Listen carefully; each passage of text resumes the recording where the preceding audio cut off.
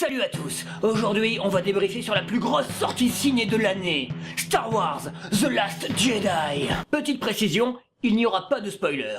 Le film est une réussite à tous les niveaux.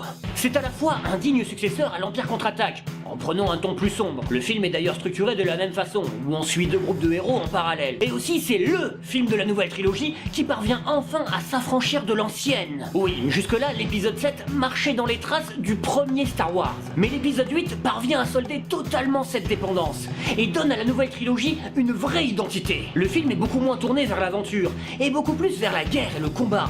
On sent l'influence de Rogue One. Les personnages nouveaux comme anciens sont enfin approfondis. Et Kylo Ren devient finalement l'antagoniste charismatique qu'on espérait. Oh, Kylo Ren-sama, vous êtes tellement viril. Poe, le pilote d'élite, est lui aussi approfondi. Bon, j'en attendais rien de ce gars, mais c'est cool qu'il évolue. Quant à Finn, le Stormtrooper renégat, il a enfin une portée symbolique. C'est hyper rafraîchissant pour la saga. Et Luke crève l'écran, et sur un registre dans lequel on ne l'attendait pas. Mark Hamill nous prouve, 30 ans plus tard, qu'il est un acteur dont le talent n'a rien à envier au plus grand. Quant à Rey, elle est un peu trop l'héroïne lisse et faussement profonde, que Disney nous ressort par automatisme. Mais Daisy Ridley nous montre des talents d'actrice que je ne lui soupçonnais pas. Enfin, sur le plan thématique, le film se permet même de faire relativiser son propre manichéisme. On est face à un truc plus profond. Et certaines scènes ont un véritable parti pris esthétique et symbolique. Bien que rares, ces quelques moments hyper originaux m'ont vraiment surpris pour un Star Wars. Et à la façon de l'Empire contre-attaque, qui montrait bien la machine de guerre impériale,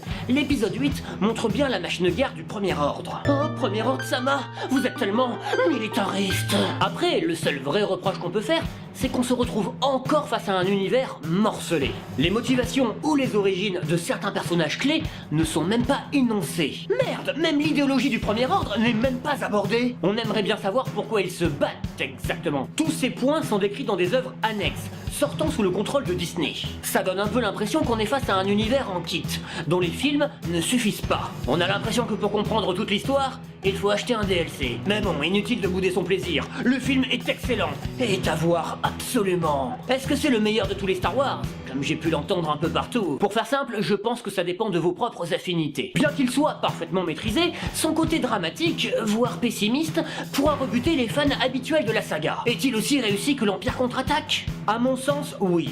Et certains partis pris artistiques le rendent même meilleur. Par contre, aucune scène de l'épisode 8 n'est aussi évocatrice que celle où Vador apprend à Luke qu'il est son père. Mais cet épisode marquera la nouvelle trilogie, autant que l'Empire contre-attaque a pu marquer l'ancienne. La prélogie n'existe pas. Voilà, c'est tout pour l'épisode 8. Je verrai si je fais une version avec spoiler, suivant si l'envie m'en prend. Et attention, information importante pour la chaîne, petite surprise pour le début de l'année 2018. Et sur ce, je vous dis à la prochaine, avec le capitaine Valéo.